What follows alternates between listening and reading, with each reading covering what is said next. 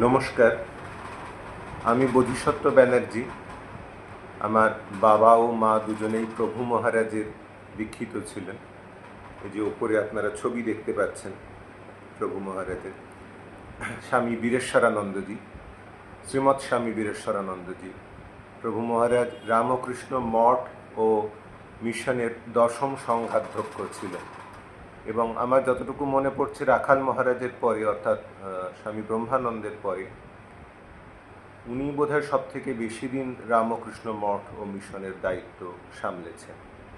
এবং আরেকটি কথা বললে, আরেকজনের নাম বললে বাঙালি এক্ষুনি হামলে পড়বে।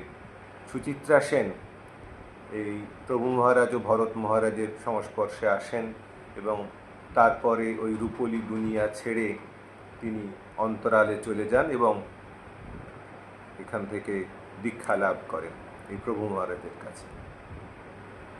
আমার বাবা আমার মুখে শুনেছি দূর থেকে তারা সুচিত্রা সেনকে দেখেছিলেন, কিন্তু সেখানে মানুষেরও একটা সম্ভ্রম বা তার প্রতি সমীহ ছিল।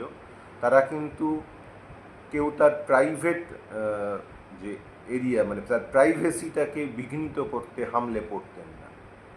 সেটা অবশ্য 80-র দশকের গোড়ার দিক, 81-82 সাল হবে, আমার তখন জন্ম হয়নি। যাই হোক, তো যে কথা বলার জন্য আমি এই ভিডিওটি করছি, আমার বাবা ও মার সেই একই শ্মশান ঘাটে, রতনবাবুর ঘাট, রামকৃষ্ণ মহাশ্মশান, যেখানে শ্রী শ্রী রামকৃষ্ণ পরমহংসদেবকে দাহ করা হয়েছিল, সেখানেই ঘটনাচক্রে আমার বাবা ও মাকে আমি দাহ করলাম। এই দুটি ক্ষেত্রেই যে সকল মানুষ, যে সকল ব্যক্তিবর্গ আমার পাশে ছিলেন শারীরিক এবং মানসিকভাবে, তাদের প্রত্যেককে আমি ধন্যবাদ জানাই।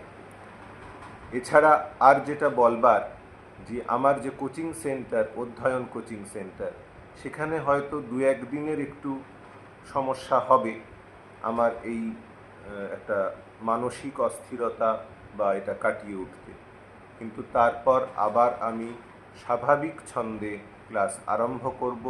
তোমরা কোনো রকমভাবেই চিন্তিত হও না। আজকে যাদের স্পোকেন ইংলিশ বা ইংলিশ অনার্সের ক্লাস রয়েছে বা ক্লাস 12-এর যে ইংলিশ ক্লাস রয়েছে, তোমরা প্রত্যেকে এসো। তোমাদের ইংলিশ স্যার, অভিষেক স্যার তোমাদের জন্য অপেক্ষা করবেন। ধন্যবাদ।